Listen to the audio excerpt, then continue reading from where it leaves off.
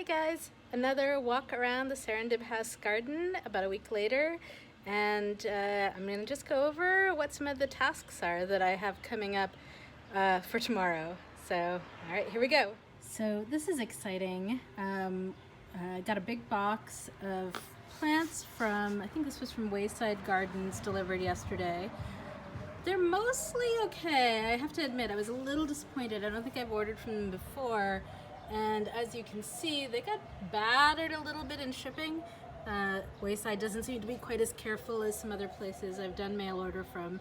But that said, I think we've got some good selections here, and they should cheer up in a little bit. This is Phlox paniculata David, which I think might be a native. Mertensia virginica, Virginia bluebells, definitely a native. Over here, some Veronica, atomic mix that should give some nice summer color. Here is hosta, kiwi spearmint, I want to say, and then a couple more hostas, water slide and hosta blue. I used to be kind of not enthusiastic about hostas, but the longer I've been here, the more I have come to appreciate them and understand why people plant them so much in Oak Park. If you want hostas, you can wait, and very soon neighbors will be dividing them and will gladly give you some if you just want to fill in a shady area with something that's easy care and that will spread over time. If you want something that's a little more interesting in terms of like a particularly small hosta, such as, I think Blue Mouse stays pretty small, something that has a blue tinge or white or something giant, those you might have to buy unless you get lucky, because someone might be digging up and dividing them. They do want to be divided every, I don't know, I want to say 3 to 5 years is typical for a lot of perennials. Over here, I've got some salvia. Some salvia is perennial, some is not. This is delphinium. And then over here, this one is tricitrus, which I want to say that's a toad lily, if I'm remembering right. Not absolutely positive of that. Sometimes I get really enthusiastic when I am shopping online, especially late at night, and then I have to go back when the plants actually arrive and figure out what is it that I bought. I'm gonna go over here. As you can see, there's a fair bit of bare dirt. Hi, Arya. And a few plants. This is another hosta with some blue to it, and a hellebore that is a double, which I'm excited about. But there's a fair bit of open area that eventually I'm hoping will be filled in with plants. One consequence of what we did here is we bought this place when there was nothing. It had been empty for a few years, and then we bought our house as a foreclosure and then did a gut renovation on it. And so the yard was completely churned up. The people before us had put in a prairie garden at one point, but I think they weren't really able to maintain it, and by the time the construction people went through, it was just gone. So we sort of started from scratch here, and I decided to keep a sort of a diamond of grass, because mostly for a place to rest the eye. Occasionally the kids might play out here, but mostly, yeah, just for sort of the visual. We don't take particular care of our grass. We mow it a little bit.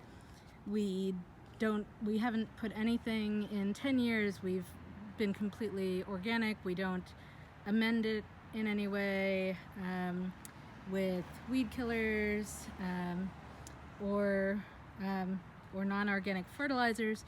So it sort of does whatever it wants to do. And that means that, bits of it get a little mossy, bits of it might get some crabgrass. We might pull some of those up on occasion.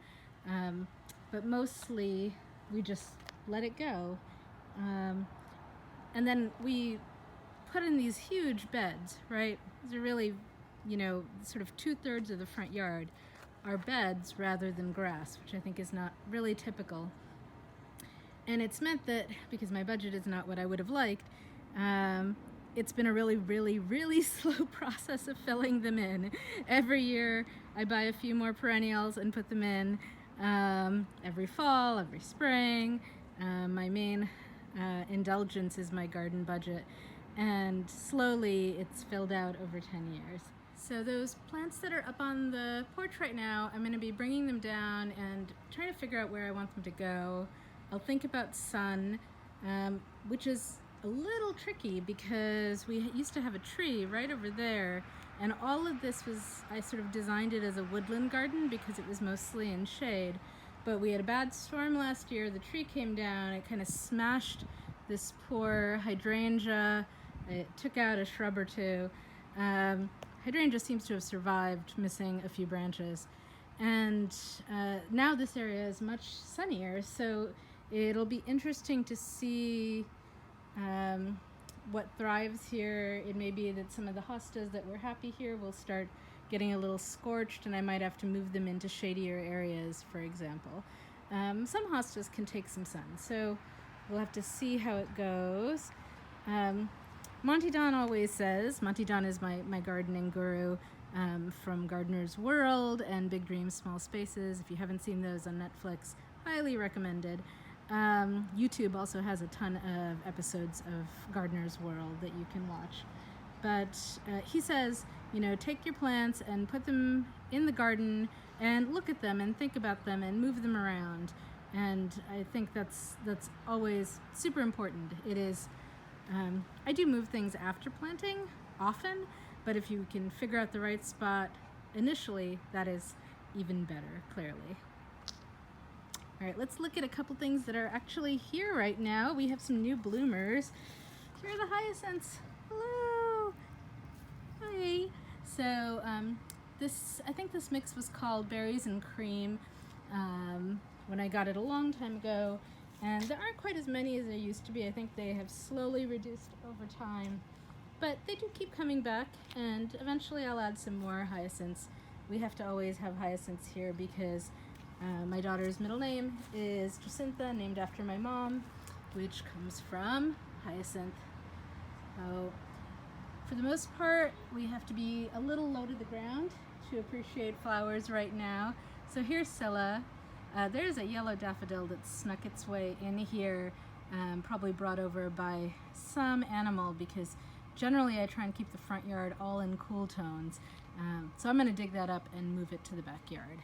It does not belong. Okay, so let's see, what do we have coming up over here? There's another hosta coming up. So that one's not super big. If it were bigger, in a few years I might be thinking about dividing it, and then I could give some to a friend or put it in another part of my yard. Nice hellebore. All those little pinky purple shoots are Solomon seal. Heuchera. This is Virginia bluebells coming up. So this is a really beautiful native that will make big falls of pretty blue flowers. So I'm excited for that. I put those in last year. Mixed with the Scylla, there's a Roseanne geranium, which I think has reduced over time.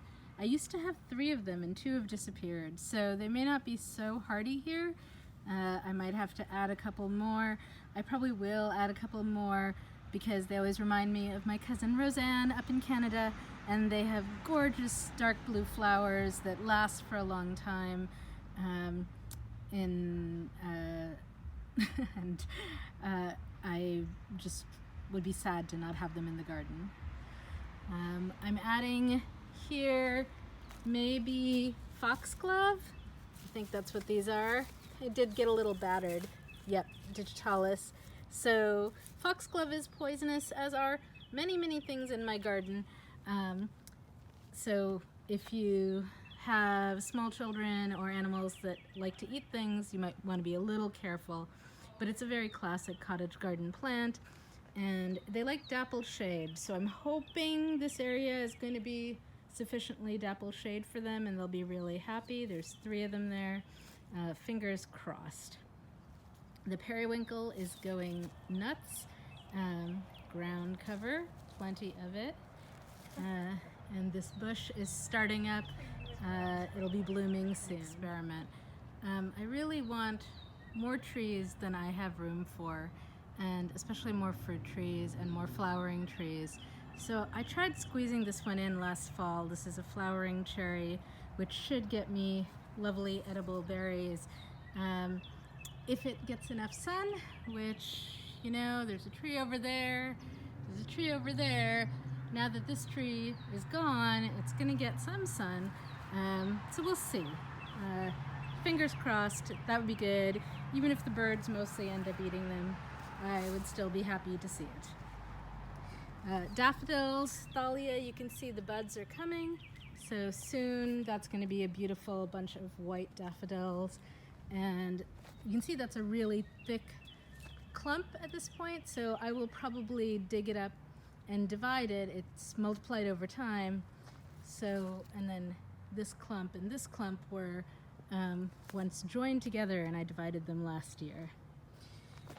This is one of my favorites. This is Jack Frost Brunera. Not sure how you're supposed to pronounce it. Those leaves are going to be big, and then it'll eventually put out lots of little blue feathery flowers that make this gorgeous haze, and will send off little babies. So there's one.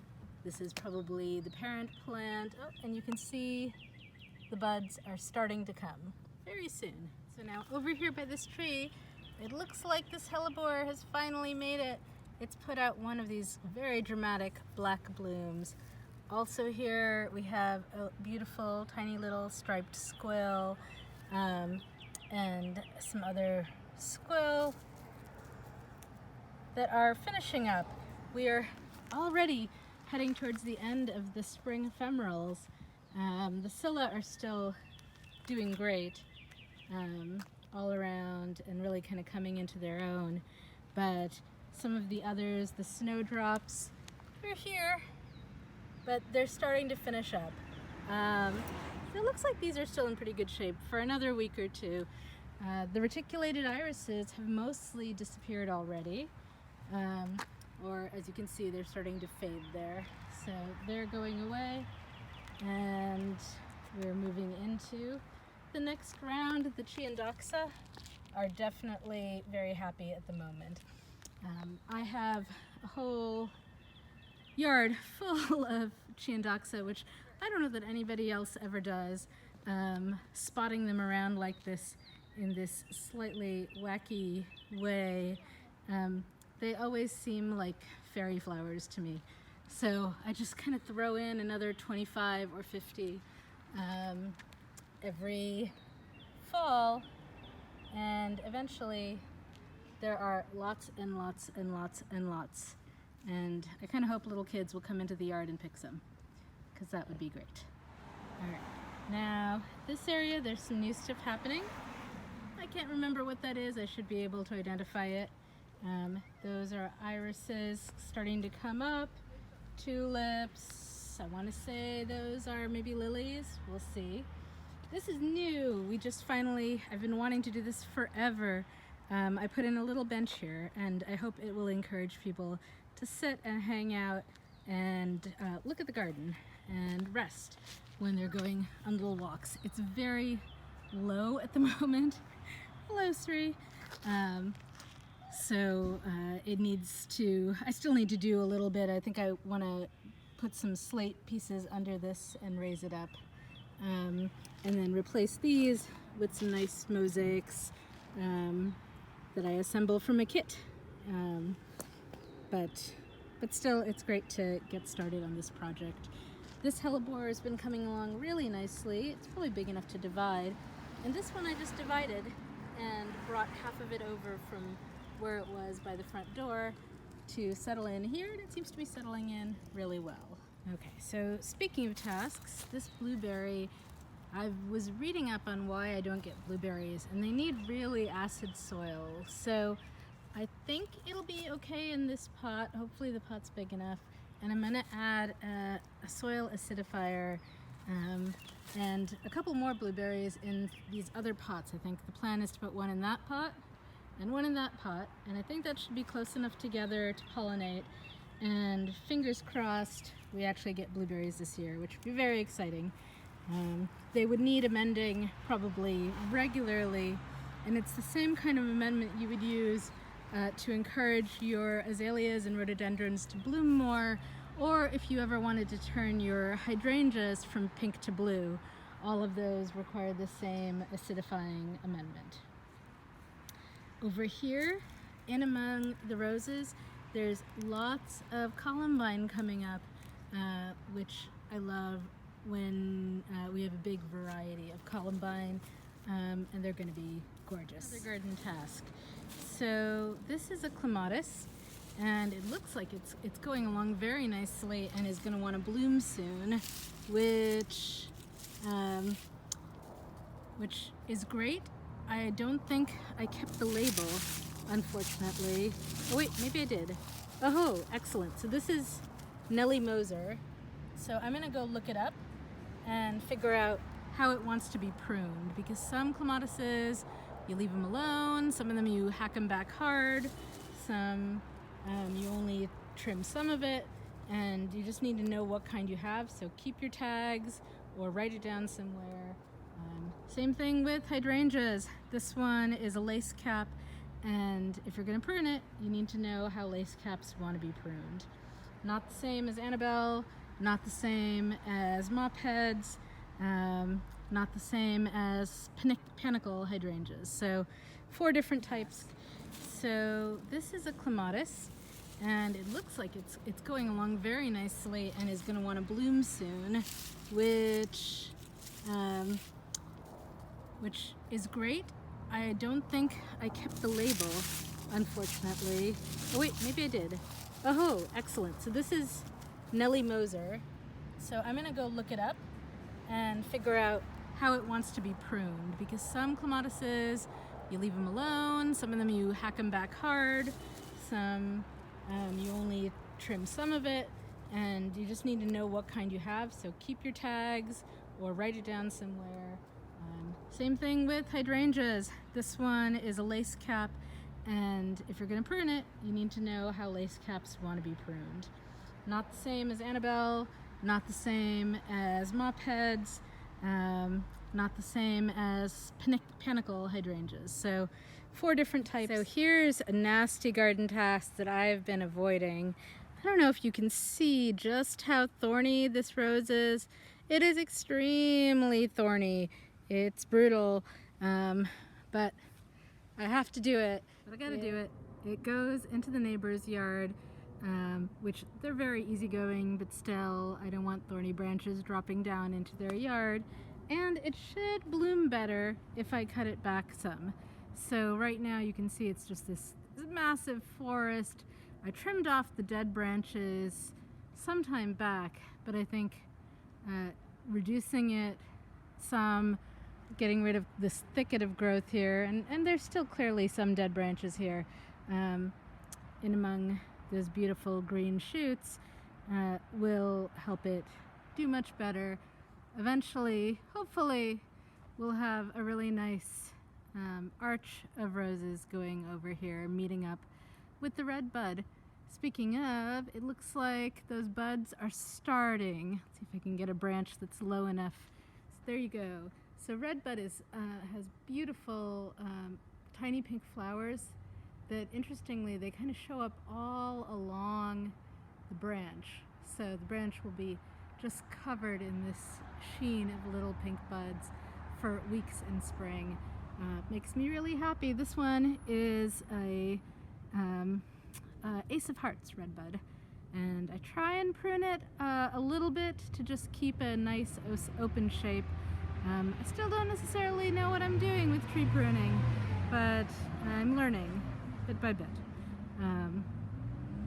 This one over here, whoops, I almost walked into the peony cage. Hello, peony cage. This is a lilac that's coming along, Miss Kim. Hello, Miss Kim. That should be blooming soon.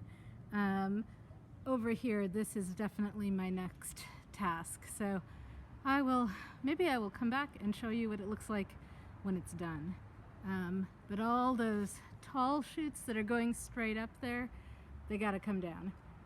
I want this plum to have a chance of bearing fruit that I can reach.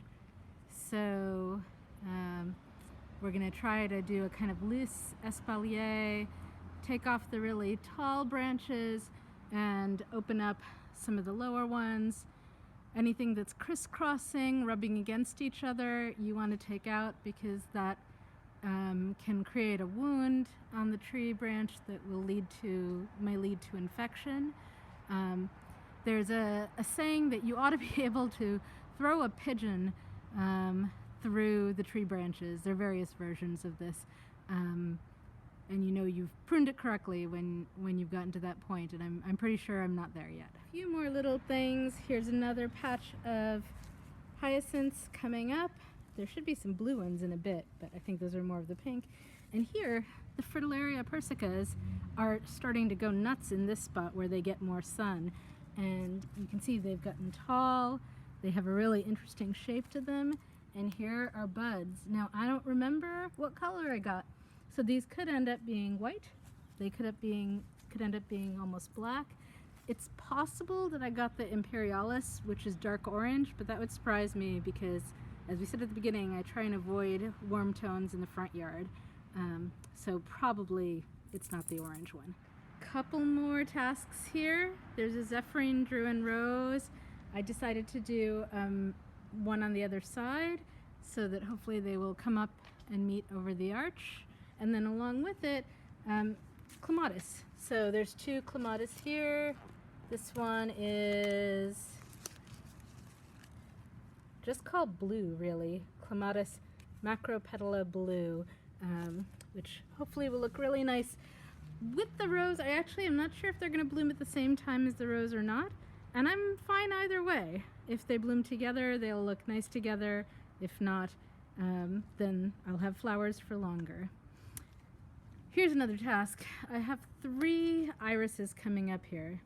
This is Pallida dalmatica, which is the oldest iris, perfume iris. It's the one that was used for perfume back in the day. It's a very old iris, matching my very old 1885 house.